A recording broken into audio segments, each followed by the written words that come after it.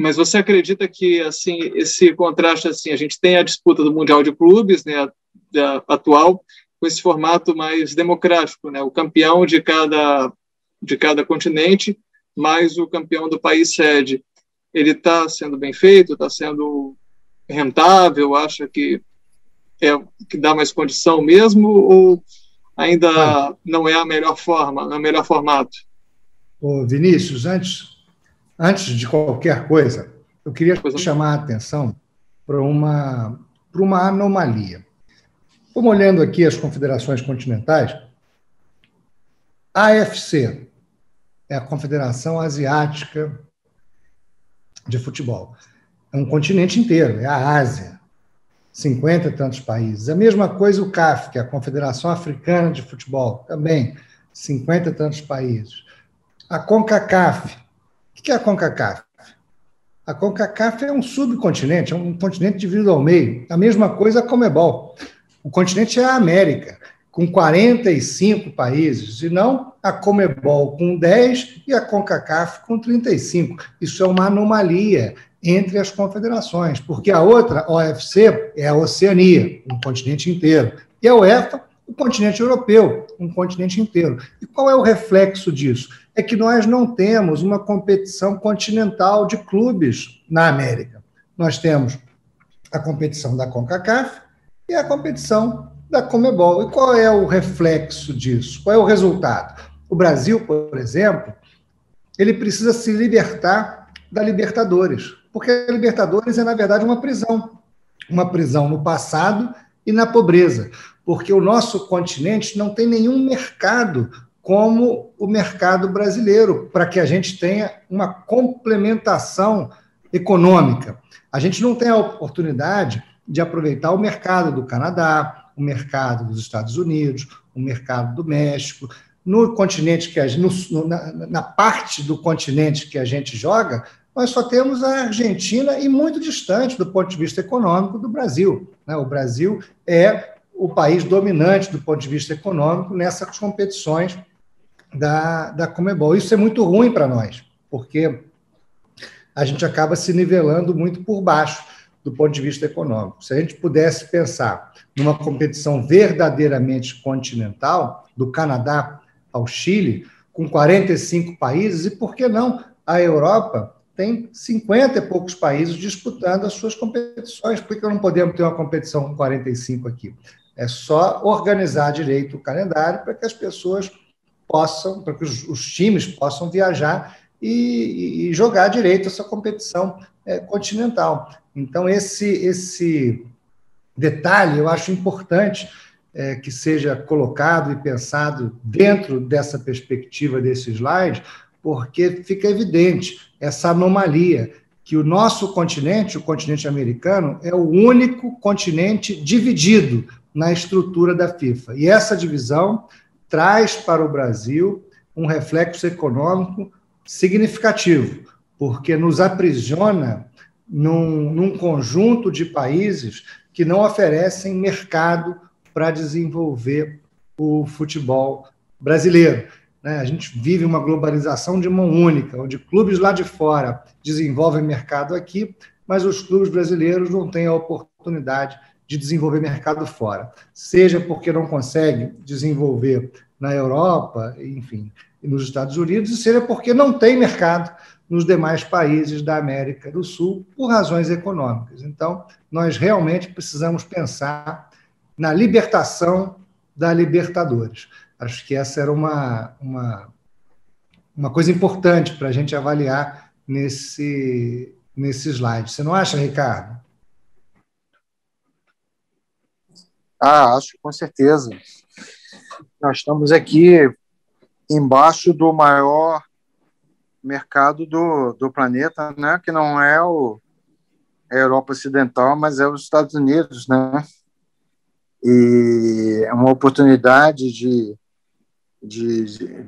ter uma competição integrada ao mercado americano. Eu contei uma história recentemente sobre uma tentativa que aconteceu alguns anos atrás de se transformar, de se criar uma liga de uma empresa de marketing esportivo europeia, italiana, de criar uma competição verdadeiramente continental na Europa, né? Pegando o Canadá até a Argentina.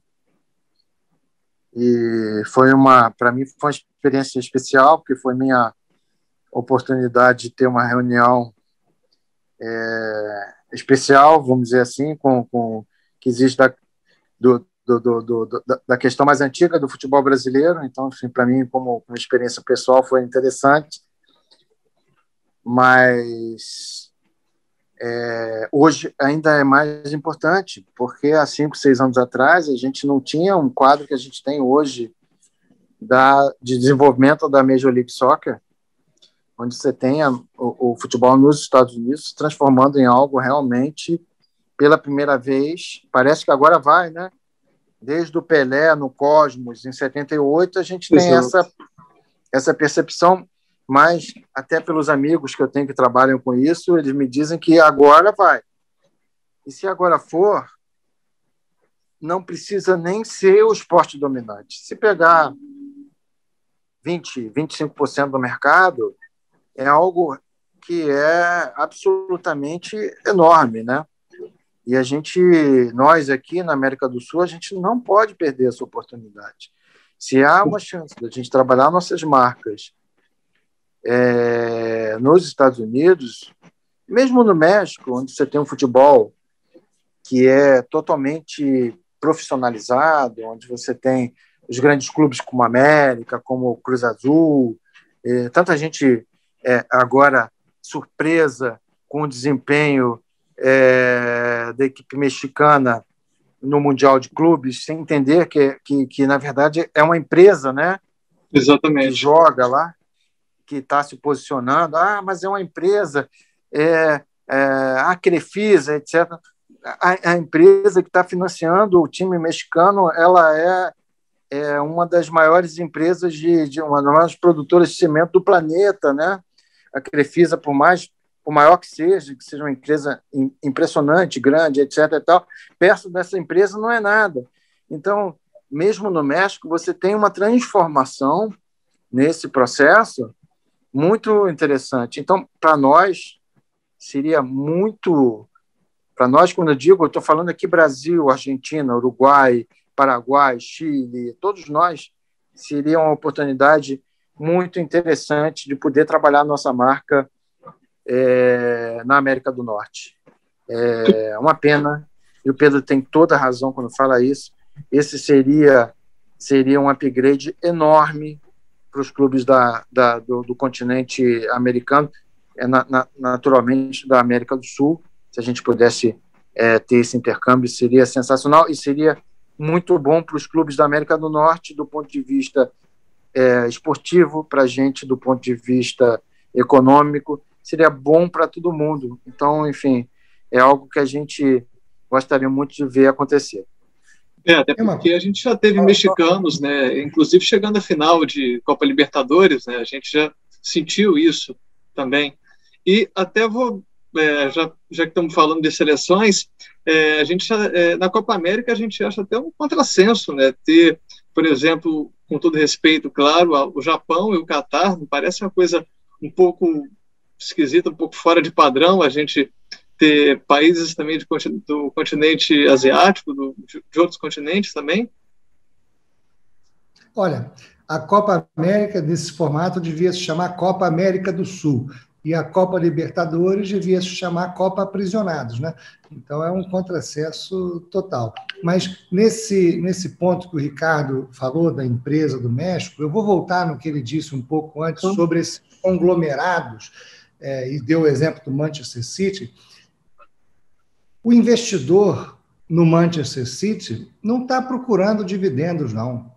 É um clube-estado, é um conglomerado-estado. O mesmo se diz do PSG, quer dizer, é um modelo de negócio completamente diferente, completamente novo, e que, enfim, pode ser realmente uma tendência que veio para ficar. E, no caso do Manchester City, só um detalhe. Eles hoje têm um clube no Uruguai, acabaram de fechar um na Bolívia e nada no Brasil. O Brasil hoje tem menos clube-empresa do que Bolívia, do que Uruguai, do que a Colômbia. Quer dizer, que a gente já estava atrás da Europa, isso aí já são favas contadas, né? Agora, que a gente está ficando para trás também aqui na América do Sul, isso é novidade. Vamos passar para os próximos gráficos aqui? Vamos lá. Bom, a gente Vamos para o gráfico. Em relação ao timeline comercial, falando em relação às Copas do Mundo. Isso. Como é que estava aí? Aqui a gente mostra... Diga, Ricardo. Se eu puder fazer um apanhado, que aí tem uma quantidade enorme de informação, né? Por favor. Mas, na verdade, o que a gente está colocando aí é que a Copa do Mundo ela é introdutora do modelo comercial que a gente conhece no esporte, no marketing esportivo no mundo, a partir do processo de 1978, apesar de você ter algumas ações anteriores, né? Na Copa da Inglaterra, por exemplo, de 66, você tem o primeiro mascote, enfim, mas nada era, de fato, coordenado. Em 78, você tem o lançamento do modelo comercial, que nada mais é do que um modelo comercial que todos nós conhecemos hoje para qualquer grande competição esportiva, né? É aquilo que todo mundo que já analisou uma proposta comercial de patrocínio para uma competição esportiva está acostumado com esse modelo, né? Que é desenvolver cotas de patrocínio com nível A, B, C, etc., com entregas específicas, com cada cota entregando exclusividade de você ter placas no campo e visibilidade relacionada àquele evento.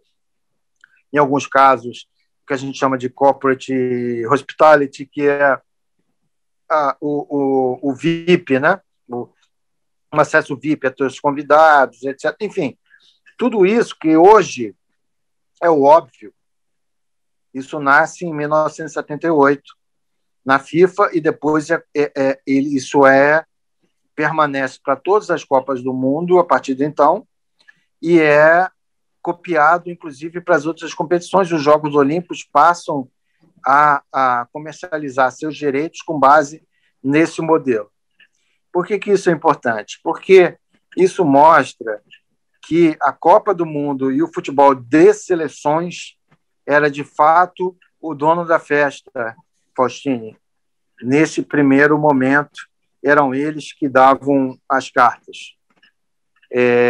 Uma coisa curiosa que eu queria só fazer um comentário aqui e que tem um vínculo com algo que a gente vai falar depois, é que no modelo convencional lançado pela FIFA em 78, na verdade em 82, na Copa da Espanha, chamado Intersoccer 4, foi um modelo desenvolvido por uma pessoa chamada Patrick Nelly, que é o pai do marketing esportivo contemporâneo, né? A pessoa que bolou esse modelo e que tanto eu quanto o Pedro tivemos a felicidade de conhecemos bem.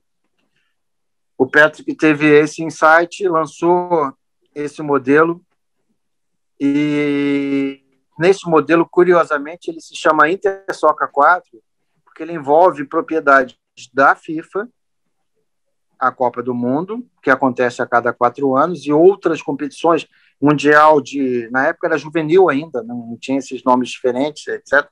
Mas ele envolve também, a FIFA negociou com a UEFA direitos sobre a Copa dos Clubes Campeões da Europa, que é a precursora da nossa querida Champions League. Então, esse é um momento, só a título de curiosidade, é um momento onde a Champions League, inclusive sua final, era um negócio que era acessório na hora da negociação dos pacotes da Copa do Mundo. Você comprava a Copa do Mundo e ganhava de bônus a Champions League. Então, para vocês verem como o mundo mudou, né? De lá para cá mudou muita coisa. Então, esse é um modelo importante. É importante a gente entender como o futebol de seleções foi extremamente importante para montar o modelo de estruturar o modelo de comercialização, mas a gente tem, depois de algum tempo, uma transformação importante. Esse é o espírito desse gráfico. Pedro? É isso. Acho que está faltando a Copa de 82 aí, Ricardo. A Copa mais importante. É verdade, é verdade.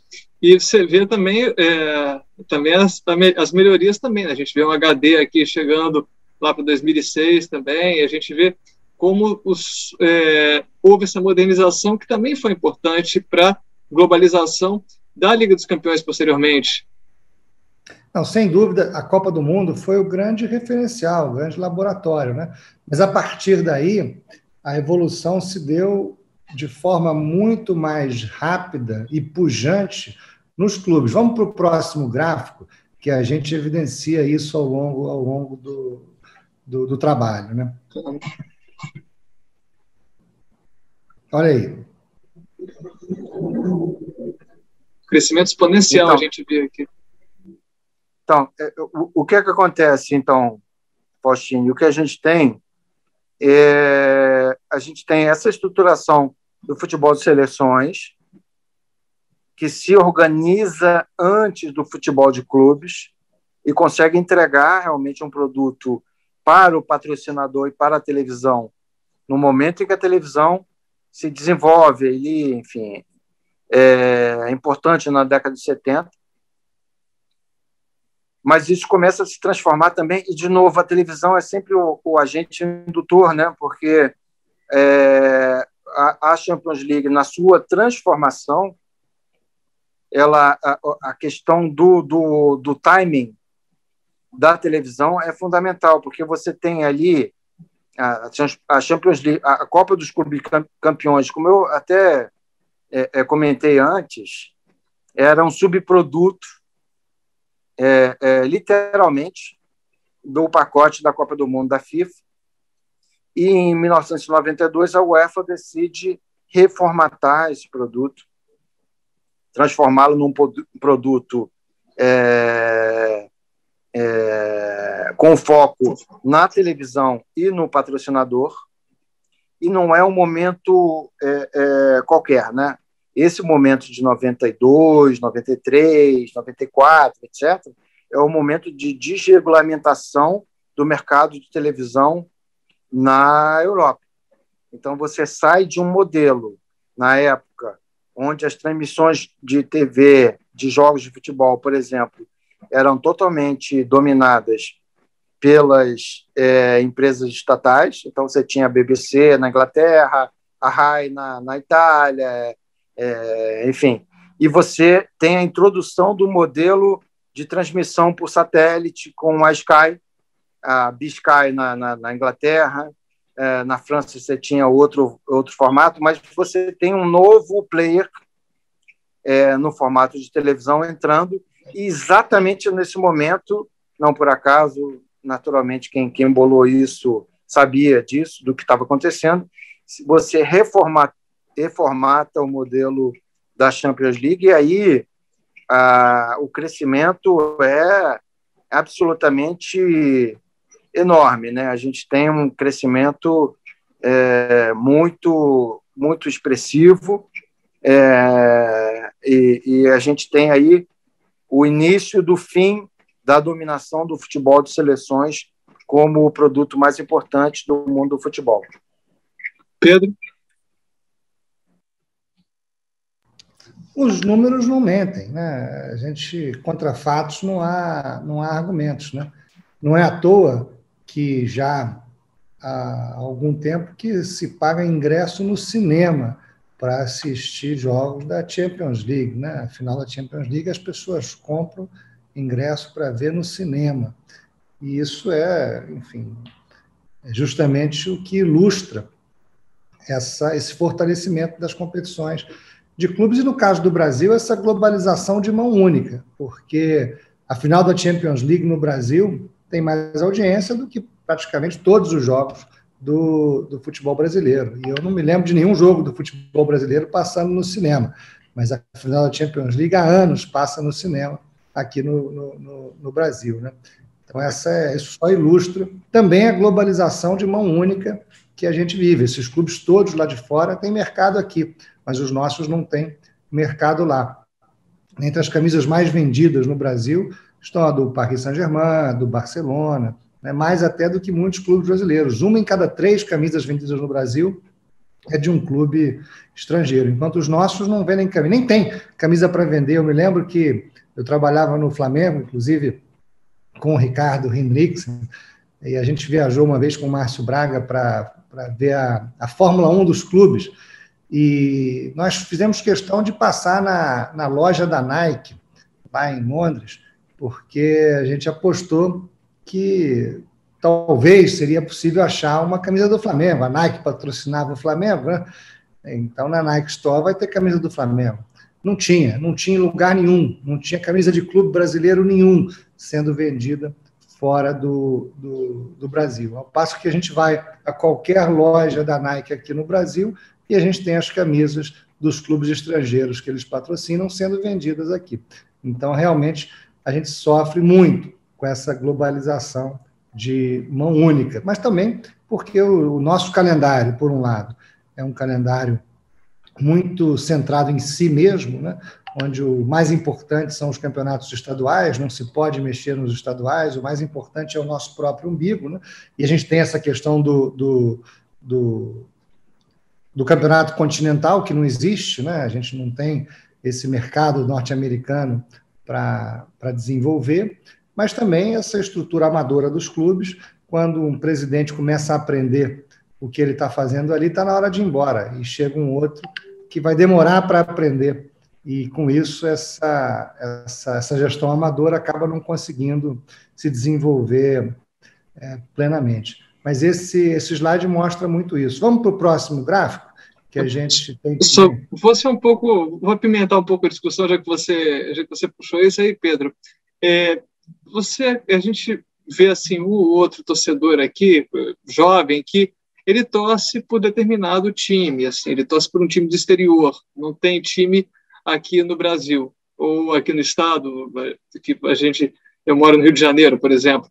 Vocês acham que com o tempo pode acontecer de termos torcedores do Paris Saint-Germain, torcedores do PSG, deixarem de lado isso? Ou como é que vocês veem isso?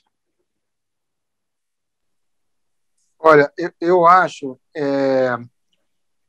até numa sequência desse estudo que a gente fez, existem dados muito interessantes hoje na fronteira do mundo do futebol, porque a fronteira do mundo do futebol hoje é na Ásia, né? Não é só no futebol, em muitas coisas a fronteira econômica do planeta hoje é na Ásia, que é onde estão as pessoas, né? A população do planeta, em grande parte, vive na Ásia. Mas no futebol, especificamente, em mercados como a China, a Indonésia, até a Índia, que tem aquela concentração maior do interesse no cricket, mas a Liga Indiana tem crescido muito nos últimos anos. Enfim, a Ásia é hoje a fronteira do mundo do futebol, e algumas pesquisas que têm sido feitas ultimamente mostram que o torcedor na Ásia, hoje, pelo menos, isso pode mudar ao longo do tempo, tem hoje uma relação muito mais profunda com o atleta do que com o clube especificamente. Então, e o caso do Neymar é um ótimo exemplo. A transferência de torcedores, por exemplo, na China, do Barcelona para o Paris Saint-Germain, em função da transferência do Neymar. Então, eu acho, sinceramente, que se corremos um risco no Brasil a médio e longo prazo, é esse risco. Não acredito, sinceramente, no risco das marcas europeias por si próprias, mas num mundo onde quem manda é o superastro, quem manda é o Cristiano Ronaldo, é o Messi, é o Neymar, aí a gente tem realmente um perigo e um problema para lidar, porque não existe nenhum cenário a médio e longo prazo onde a gente possa sinalizar ter um atleta desse patamar, desse nível, jogando numa liga brasileira. Então, a gente tem que se preparar como é que a gente lida com o fato de que a gente vai ter que continuar a ser periferia durante um bom tempo, não porque as marcas aqui não são relevantes, porque, de novo, eu acho, sinceramente, que as marcas perdem força no longo prazo, pelo menos essa é a tendência, mas mais porque se a gente não tem o dinheiro, a gente não tem os ídolos, e sem os ídolos a gente tem uma dificuldade muito grande de trabalhar globalmente, internacionalmente, as nossas marcas. É porque muitos ídolos vêm em fim de carreira, né? Mas veja que hoje a gente tem 2 mercados. Quais são os 2 países com maior PIB no mundo hoje? Né? Vamos abstrair o futebol. Os 2 maiores países, as 2 maiores economias do mundo hoje são os Estados Unidos e a China. São países que tinham ligas de futebol pouco importantes até algum tempo. Isso, as pessoas pensam um pouco a respeito disso e que impacto isso pode ter no futebol a médio e longo prazo. Se você for pensar bem, todos os 2 países, tanto a China quanto os Estados Unidos, investiram muito. No caso dos Estados Unidos, naturalmente, o investimento privado. Na China, a indução lá do investimento público com dinheiro privado, etc. Enfim, no desenvolvimento das suas 2 ligas locais. Então, esses 2 mercados são os 2 maiores mercados do planeta, do ponto de vista de poder de compra, enfim, de PIB em geral, etc., que estavam completamente à parte, fora do mundo do futebol, como mercados importantes, até 4, 5, 6 anos atrás, hoje começam a se posicionar como mercados importantes. Veja que, por exemplo, nos Estados Unidos, hoje, o Brenner, do São Paulo, foi contratado por uma equipe da Major League Soccer. Então, não é mais um lugar onde você vai colocar o ex-jogador em atividade para jogar. Na verdade, eles têm a pretensão de montar realmente equipes competitivas. Na China, hoje, você tem uma situação especial, que é o pedido, que é uma ordem, vamos dizer assim, do governo central chinês de rever o investimento, né, que foi feito em clubes internacionais fora da China, como estratégia de soft power, no sentido de trazer esse dinheiro de volta para dentro da China e investir no futebol local, no desenvolvimento do futebol doméstico na China. Então, a gente vai ver um fortalecimento dos clubes chineses em detrimento de investimentos, como o que acontece, por exemplo, hoje no Milan, etc. Enfim. Então, o desenvolvimento dessas 2 ligas vai mudar o centro gravitacional que a gente tem hoje no futebol. Estados Unidos e China, com todo respeito à Europa, enfim, são mercados muito maiores e com poder de atração de investimento muito maior.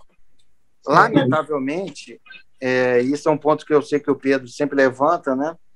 A gente aqui não se preparou para isso, né? A gente tinha, como país, a gente tinha um potencial enorme, porque o Brasil era, né, até pouco tempo atrás, uma das 10 maiores economias do mundo, e o Brasil, do ponto de vista do mundo do futebol, o Brasil é uma superpotência, enfim. Então, a gente poderia fazer parte desse processo, com certeza, e a gente não se preparou, e a gente estava num momento absolutamente favorável para isso, e a gente não se preparou. Só para completar, já que você colocou o slide aí, e a gente finalizar esse slide, esse é o segundo slide, a gente falou antes da Champions League, esse é o da Premier League, que é uma liga nacional, não como a Champions League, uma liga continental. O que tem de interessante nesse slide, né? O slide mostra o desenvolvimento desde 92, com a transformação da Champions League numa liga absolutamente profissional e trabalhada como produto, como é a Champions League. Mas eu gostaria de chamar a atenção para os 2 últimos números ali à direita, né? onde você tem uma diminuição no valor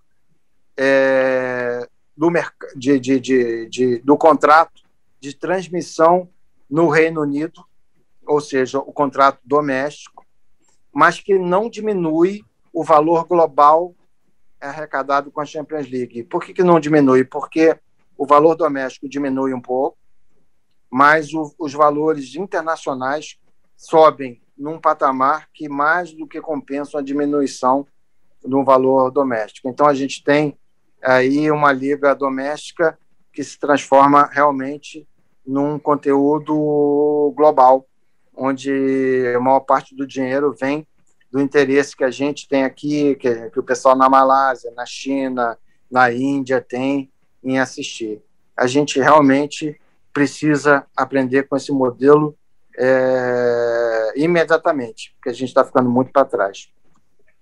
E uma coisa importante que você acabou de falar sobre Estados Unidos e China é que a gente percebe claramente a importância da Copa do Mundo de 1994 como ponto de partida para o desenvolvimento do futebol nos Estados Unidos, até porque um dos compromissos naquela candidatura era a criação da Major League Soccer, que, enfim, foi o instrumento que desenvolveu o futebol lá até agora.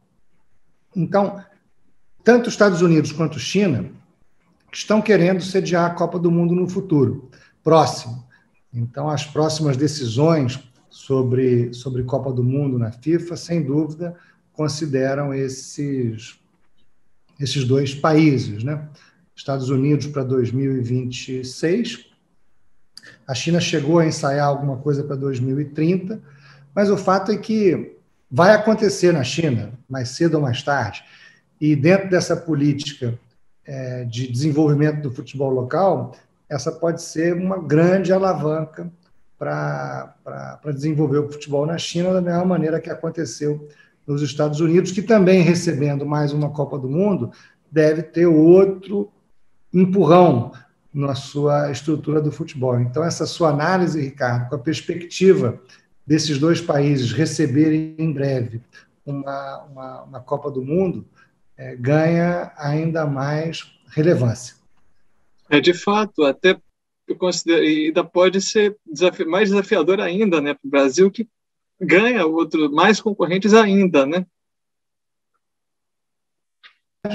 O Brasil ganha mais mercado, porque nesses lugares todos a matéria-prima, em parte, vem do Brasil. O Brasil é o país que tem o maior número de jogadores na Champions League, é o país estrangeiro, fora da Europa, né? Então, a gente tem aí, há muitos anos, o título de maior exportador de jogadores do mundo. O problema é que a gente exporta commodity a preço de banana, para depois eles serem vendidos na segunda, terceira, quarta venda por um valor muito maior. Mas, ainda assim, os clubes brasileiros recebem o mecanismo de solidariedade da FIFA, mas poderiam receber muito mais, tanto do ponto de vista esportivo, se o jogador ficasse aqui um pouquinho mais, tanto do ponto de vista econômico, se ele tivesse fôlego para vender pelo que vale o seu material. Mas esse slide, só para terminar e a gente passar para o próximo gráfico, deixa bem claro a importância que a competição de clubes ganhou, né? Nós estamos falando aqui de uma competição nacional de futebol que tem uma receita muito maior do que a Copa do Mundo, por exemplo. Então, a gente vai mostrar aí nos próximos slides essa comparação. Podemos ir para o próximo slide. Aí está. Aí. Em relação essa é a fotografia. Fotografia eu não diria, esse é o filme, né? Da transformação do futebol. Eu acho que nenhum slide mostra melhor a transformação da importância do futebol de clubes frente ao futebol de seleções do que esse, porque no final das contas o que importa realmente é a movimentação econômica, porque isso é que vai ser a base de todas as outras transformações, né? Então, a partir do momento que você tem, Faustino, que você vai ver um descolamento dos dois gráficos de cima da Premier League, que é a mais impressionante ainda por se tratar de uma liga nacional, e da Champions League, da FIFA, mas as duas vão embora, vamos dizer assim, né? Isso mostra, essa é uma fotografia que mostra claramente em que você tem a competição, como o pessoal chama de a competição flagship da FIFA, que é a Copa do Mundo de seleções, do ponto de vista econômico, ficando para trás. Então, por que esse slide é importante? Primeiro, por esse entendimento. Segundo, porque esse slide ele serve de base para o entendimento de tudo que está acontecendo. E na verdade, a gente está falando das conclusões desse artigo. Porque cada vez mais a gente ouve falar de competições de clube, da competição de clube da FIFA, que nunca se envolveu com competição de clube até o ano 2000, que nunca teve interesse de se envolver com isso e que, nesse momento, dá uma grande importância a essa competição. Porque a gente vê todo esse processo dentro das próprias federações continentais de desenvolvimento de novas competições e novos formatos de competição. A gente tem aí a Superliga Europeia, com várias notícias no curto prazo, né? Até alguns meses atrás, a gente tinha, inclusive, notícias relacionadas a uma eventual participação ou estímulo da própria FIFA ao desenvolvimento de uma competição europeia diferente, depois negada pela FIFA num outro processo, mas a gente tem também, ao longo do mesmo período, uma participação da FIFA na sugestão de uma nova liga de clubes na África, uma Champions League africana totalmente remodelada, com sugestão da própria FIFA como resultado para o desenvolvimento do futebol na África. Então, a gente tem uma mudança clara, objetiva, de como a FIFA se movimenta em relação ao futebol de clubes. Isso é inegável, é algo que tem acontecido ao longo dos anos e que dá a gente um pano de fundo para esse artigo importante, porque a partir do momento em que a FIFA nunca teve nenhum interesse de se envolver com a questão das competições interclubes, né? Lembrando que até o ano 2000 não havia nem sequer uma competição oficial da FIFA do ponto de vista de clubes, né? Uma competição global da FIFA do ponto de vista de clubes, por uma questão de posicionamento. A gente vê que realmente as coisas estão mudando, o mundo do futebol está mudando, e a gente precisa entender que consequências essas mudanças trazem para o mundo como um todo, mas nós que estamos aqui no Brasil, o que isso traz para a gente, que transformações são essas, como a gente lida com essas transformações, e aí, até passando a bola para o Pedro, o ponto de vista, na minha opinião, mais importante, né, porque as transformações vão acontecer, quer a gente queira ou não, como nós nos adaptamos a essas transformações, como os clubes brasileiros sobrevivem nesse meio ambiente completamente transformado. Eu queria enfatizar isso aqui. A gente está passando pela maior transformação do ponto de vista comercial e de marketing do futebol desde 1978. Como a gente vai se posicionar daqui para frente, esse é que é o ponto mais importante.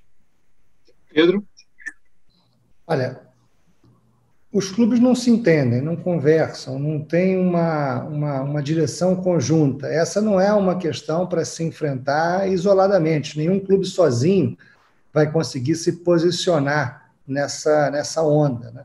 Então, a gente tem realmente um cenário muito nebuloso à frente aqui no Brasil, porque faltam instrumentos institucionais para surfar essa onda, né? Acho que ela está mais para dar um capote do que para ser bem surfada aí pelos clubes brasileiros, né?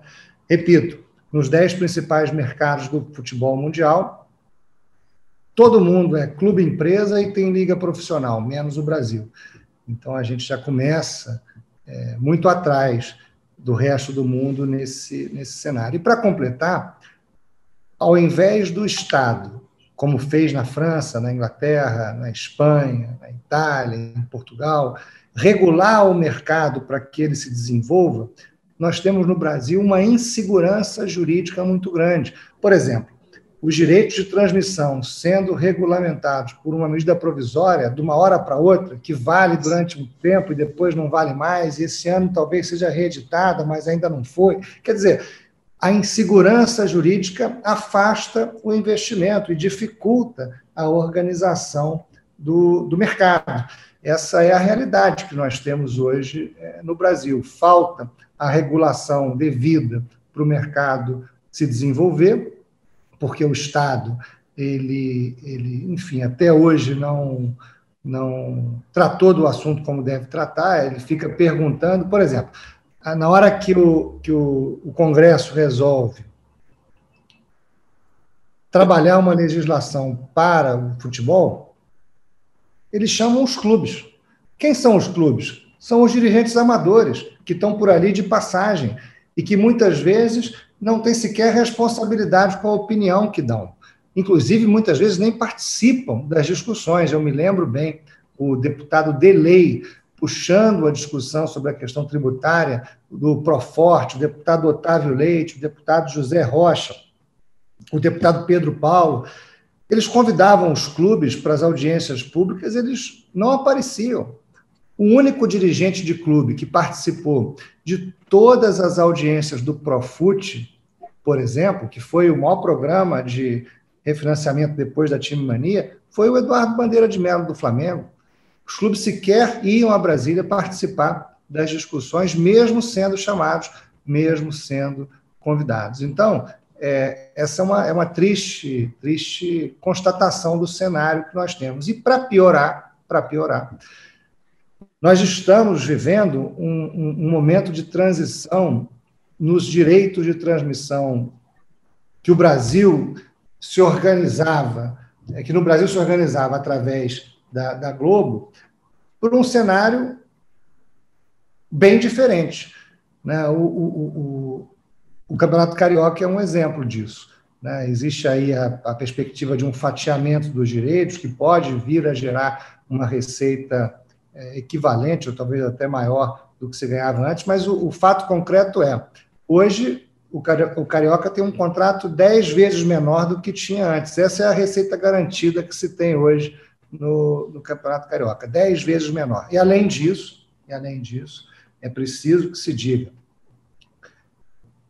um jogo de futebol passando na Rede Globo, que já tem uma audiência consolidada, tem muito mais atrativos para os patrocinadores dos clubes do que um jogo que passa numa televisão que tem menos audiência. O Flamengo jogando a Libertadores, esse ano agora, no Rio de Janeiro, o jogo passando no SBT teve uma audiência menor do que a novela reprisada passando na Globo.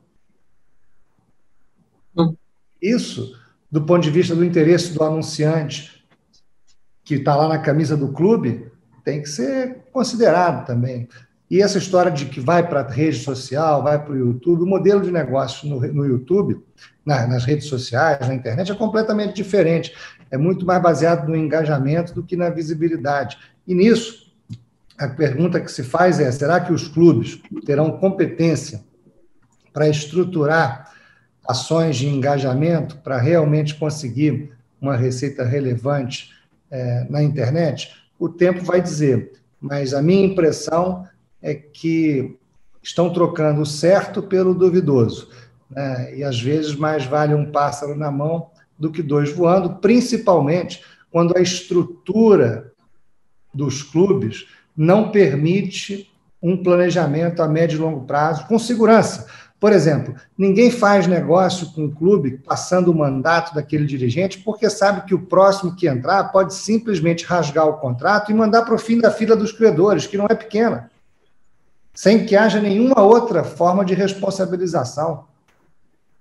Simplesmente aumenta a dívida, que vai ficar lá para o próximo presidente pagar. Tem sido assim. Uma associação civil sem fins lucrativos, ela não acaba por causa das dívidas. Até hoje não houve ninguém que realmente requereu o leilão, a falência, o encerramento das atividades, como acontece com uma empresa.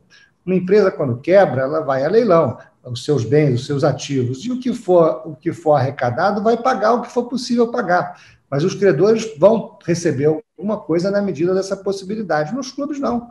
Os credores ficam lá sem receber esse tempo todo e as dívidas se avolumando e os dirigentes se sucedendo, porque também são dirigentes amadores, voluntários, que estão lá de passagem de boa vontade, na sua grande maioria. Mas o fato é que não tem como esperar um bom resultado de uma estrutura em que o dirigente amador é obrigado a ficar muito mais tempo lá do que na sua própria atividade. Quer dizer, como é que ele vai administrar um clube hoje de futebol profissional que fatura o que fatura, num negócio tão complexo como é o futebol hoje, se ele não tiver dedicação exclusiva e integral?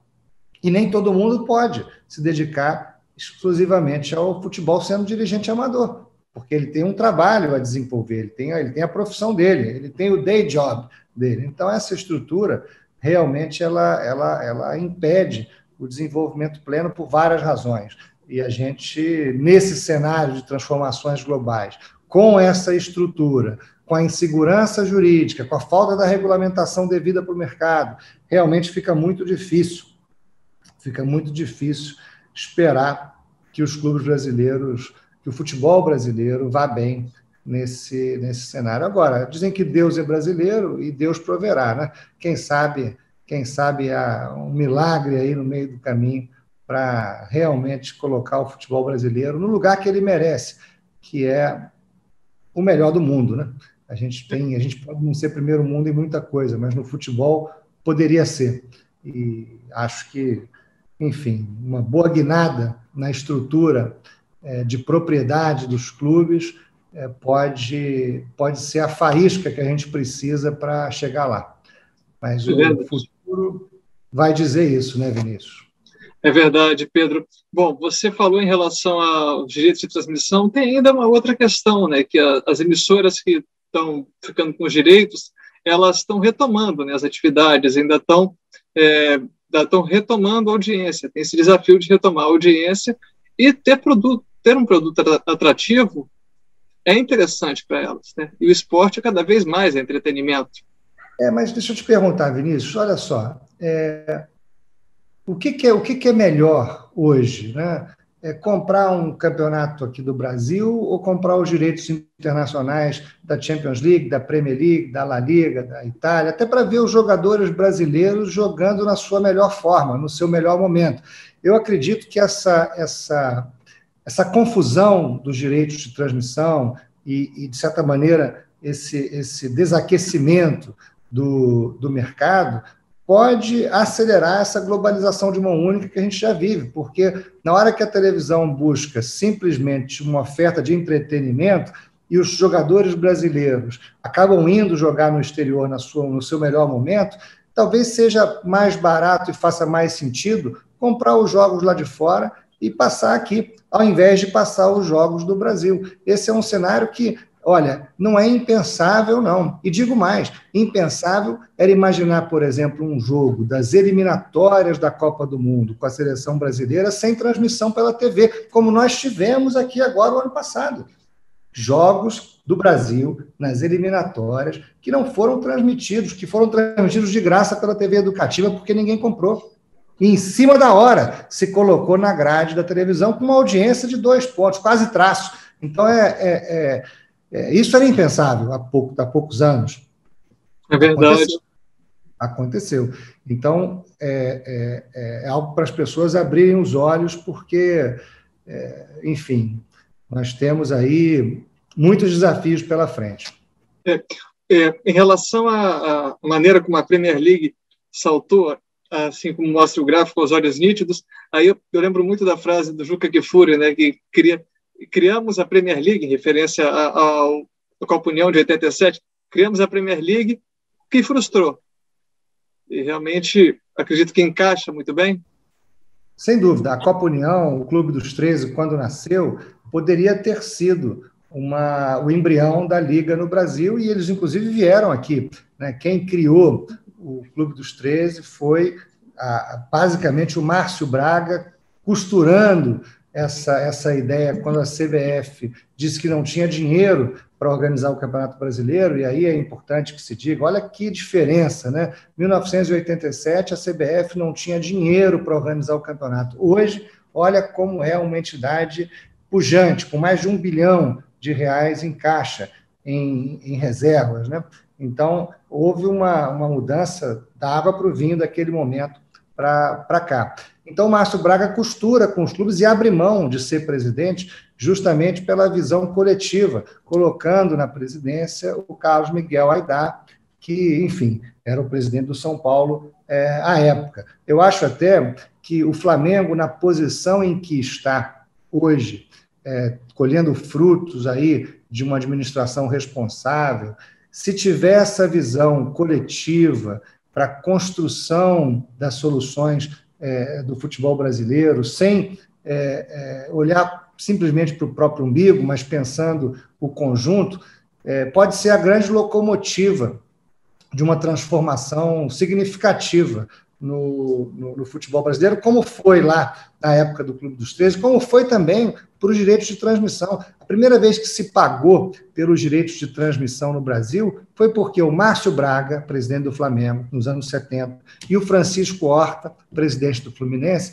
eles exigiram receber pela transmissão de um Fla-Flu no Maracanã, e conseguiram. Então, nasce ali, justamente de uma ação coletiva entre os clubes, o primeiro pagamento pelos direitos de transmissão no Brasil. Mesma coisa acontece no Clube dos 13, né, essa força que foi o Flamengo organizando e abrindo mão da presidência, dividindo o protagonismo, construindo a unidade, respeitando as diferenças, também é um exemplo. E depois nós temos outro, que foi justamente o movimento dos clubes formadores de atletas olímpicos, que o Flamengo também liderou e abriu mão da presidência para o Minas Tênis Clube e depois para o Pinheiro, justamente compreendendo essa necessidade de construção coletiva e, enfim, divisão de protagonismo, né? Eu acho que se o Flamengo hoje tiver essa visão coletiva e conseguir construir essas pontes que o futebol brasileiro tanto precisa, ele pode ser a grande locomotiva de transformações relevantes e significativas no futebol brasileiro. A sensação um pouco é que essas ligas, a Copa União, no caso, mas também até a Copa João Avelange, elas foram feitas meio nas coxas também, né? Foram porque estava precisando de uma urgência para ter uma competição nacional. Só a Primeira Liga que teve uma ideia um pouco mais elaborada. Acha que, com isso, a Liga pode funcionar melhor, de fato, com a vontade dos clubes? Vinícius, não dá para fazer gambiarra, né? O que foi a Copa João Avelange?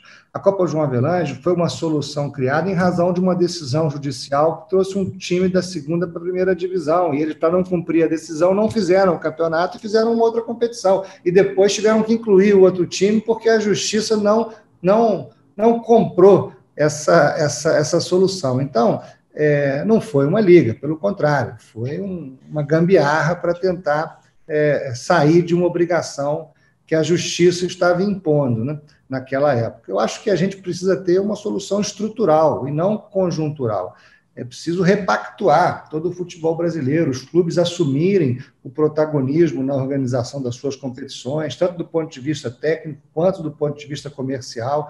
Eles precisam se responsabilizar. E também é preciso começar com a base da pirâmide, que é justamente a estrutura de propriedade dos clubes. Não dá mais para continuar nesse cenário onde tudo é de todos e nada é de ninguém. Os clubes precisam de capital, precisam de investimento, e só vão ter investimento se puderem ter sócios, acionistas, né? Que os atuais associados dos clubes sejam os acionistas de um clube que se converta numa sociedade anônima. Por que não? Ao invés de ter um título de sócio proprietário de um clube associativo, ele vai ter uma ação de uma empresa, sociedade anônima, a mesma vinculação, só que do ponto de vista empresarial e não associativo. Eu acho que passa por aí. Agora, alguma coisa tem que ser feita, porque a gente está ficando muito para trás e o Brasil tem tudo, como o Ricardo falou aí, para ser uma grande potência do futebol no mundo. E mais, o futebol tem tudo para ajudar o Brasil a melhorar os seus indicadores econômicos, gerando mais emprego, gerando mais renda, contribuindo mais para o arranjo produtivo nacional. Então, essa é uma discussão que interessa à sociedade, não somente a quem gosta de futebol ou trabalha com isso. A gente tem que olhar para o futebol como atividade econômica. É verdade. Eu queria aproveitar para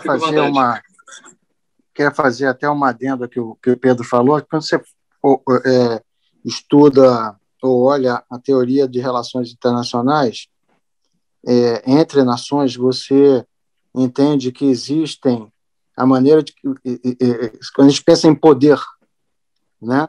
Existe, e aí o poder dentro da teoria de relações internacionais, mas no relacionamento que a gente tem todos nós no dia a dia, você consegue convencer as pessoas a fazer aquilo que você quer e que está em linha com aquilo que te interessa, de duas formas principais. A primeira forma, que a gente chama de hard power, é aquela que é a tradicional, que a gente conhece desde que o mundo é mundo, e que funciona ou na base da pancada. Então você, no cacetete, você convence o cara a fazer o que você quer, ou através do poder econômico. Então você paga a pessoa para fazer ou desempenhar aquele papel que você deseja que seja feito. Mas existe uma segunda forma de poder nas relações internacionais que costuma ser chamada de soft power. O soft power é uma forma de influenciar outros países através de uma cultura específica que você tem. Então, da maneira como você culturalmente se posiciona, você consegue influenciar outros países sem precisar da força e sem precisar do poder econômico a seguirem a linha de raciocínio que você tem. O futebol, por que eu estou contando tudo isso? Porque o futebol tem sido, ao longo dos últimos 10 anos, um instrumento de soft power, especialmente para os países asiáticos. Então, a gente está falando dos países do Golfo Pérsico, então a gente está falando ali do pessoal da Península Árabe, ali, os Emirados, etc., e da China. Então, passa a ser uma forma de você influenciar ou de ganhar poder político globalmente através do futebol. Você compra clubes importantes, como o Paris Saint-Germain, como o Manchester City, e etc., e você passa a ter uma forma de você se mostrar ou mostrar coisas positivas em relação ao seu país, e você usa o futebol como um instrumento de política internacional. Parece bobagem, mas isso é um negócio que funciona, e não é à toa que o pessoal tem investido nisso, e isso era algo que está, usando um verbo assim, futebolístico, quicando na nossa frente, como o país com essa relação tão próxima com o futebol, né? Nunca houve um esforço do Brasil de usar essa tendência natural. A gente não tem o dinheiro dos Emirados, nem da China, para comprar clubes internacionais, mas a gente tem à vista do mundo uma relação muito grande de importância em relação ao futebol, que a gente poderia usar efetivamente se a gente tivesse se preparado para isso, como um posicionamento de soft power do país, no sentido de influenciar decisões que vão muito além do futebol e que, eventualmente, trouxessem benefícios econômicos para o país. Isso nunca foi feito. Eu queria só... O Pedro levantou essa bola, eu achei que essa é uma bola importante para levantar. A gente nunca fez isso no Brasil, jamais fizemos. Outros países com muito menos importância ou muito menos relevância no mundo do futebol se utilizaram dessa estratégia que a gente poderia ter utilizado. É uma pena, e eu acho assim, que é algo que que em qualquer política governamental, institucional do Brasil deveria ser considerada. Eu realmente não entendo como ninguém nunca realmente se estruturou para fazer alguma coisa nesse sentido. Uma coisa que me chama a atenção nesse gráfico, em relação à Copa do Mundo e os direitos da Premier League e da Liga dos Campeões, é em relação à maneira como a FIFA ela se mantém assim muito abaixo mesmo, assim, muito abaixo em relação à maneira como eles foram crescendo, né? Tanto a Liga dos Campeões quanto a Premier League. Vocês acham que foi um pouco de comodismo também da FIFA, ou houve isso é por mérito também das duas entidades? Esse gráfico aí precisa ser compreendido, porque a Copa do Mundo acontece de 4 em 4 anos, então essa é a divisão do que ela recebe ao longo desses 4 anos, e por isso é tudo muito mais estável, né? Porque os ciclos são mais longos. Então essa é a razão para a linha da FIFA ser linear, muito mais linear do que as outras, né, que acontecem todo ano. As competições da Premier League e da Champions League são anuais, a Copa do Mundo só acontece de 4 em 4 anos. Claro. E também é curioso ver como a Premier League ela supera a Liga dos Campeões. Ela é a grande referência para todo mundo, ela é o maior mercado. Quem lê o livro A Liga entende exatamente isso na sua profundidade. É o maior mercado do mundo, é a referência. A La Liga nada mais é do que uma inspiração da Premier League, a forma de dividir, a forma de se organizar, enfim, é um aprendizado. Eles fizeram e deram certo. E o mundo inteiro aprendeu com isso. E pensar que eles vieram aqui no Brasil aprender com a gente na época do Clube dos 13, né? Então, essa também é, enfim, uma frustração que a gente tem de não ter conseguido evoluir. Mas, pelo menos, enfim, ainda há tempo. Eu acho que a gente já está se encaminhando aqui para o final da nossa conversa. E eu só queria terminar isso dizendo que esse é o primeiro de 4 artigos que a gente está escrevendo, né? Os outros 3 estão no forno, tem um que já está saindo aí para a gente dividir e fazer mais uma conversa dessas, né? Mas eu espero que você tenha gostado, viu, Vinícius? Eu quero agradecer muito aí a oportunidade e espero que essas reflexões contribuam para a gente construir um ambiente melhor para o desenvolvimento do futebol no Brasil, com atividade econômica que gera emprego e renda e riqueza no país. Olha, eu que te agradeço também, Pedro, te agradeço bastante pela atenção. Aqui me sinto como já te falei outras vezes, eu me sinto como um aluno aqui diante de você, e também conhecendo pela primeira vez o Ricardo, assim, eu gostei muito da maneira como a gente conversou aqui, foi uma conversa muito proveitosa. Fica à vontade também, Ricardo, para falar suas considerações finais. Olha, eu queria dizer, como última contribuição aqui, e que eu acho que é importante, uma mensagem para os clubes aqui no Brasil, que as coisas cada vez acontecem de forma mais rápida. O timing, e isso não é a exclusividade do futebol, Faustino. Tudo na vida em que a gente está vendo, tecnologia e tudo, enfim, tudo parece um filme que vai sendo acelerado a cada minuto. Eu e o Pedro, não sei se o Pedro vai lembrar, nós tivemos, há 11 anos atrás, na sede da Premier League em Londres, que funcionava no primeiro andar de um prédio, um negócio meio escondido em Londres, uma coisa assim, uma coisa não muito... Que, certamente hoje eles devem ocupar um prédio inteiro. Em poucos anos, a gente saiu de uma operação lá na Inglaterra que não era tão relevante para um negócio multibilionário em euro que hoje existe. Então, se a gente piscar, o mundo se transforma, e aqui no Brasil a gente tem um péssimo hábito de piscar e apagar e fechar o olho e as coisas vão acontecendo. Então, eu acho que o ponto mais importante aqui desse artigo, como contribuição, é entender que as coisas se transformam cada vez mais rápido, e que ou a gente se adapta ou a gente vai realmente ficar para trás.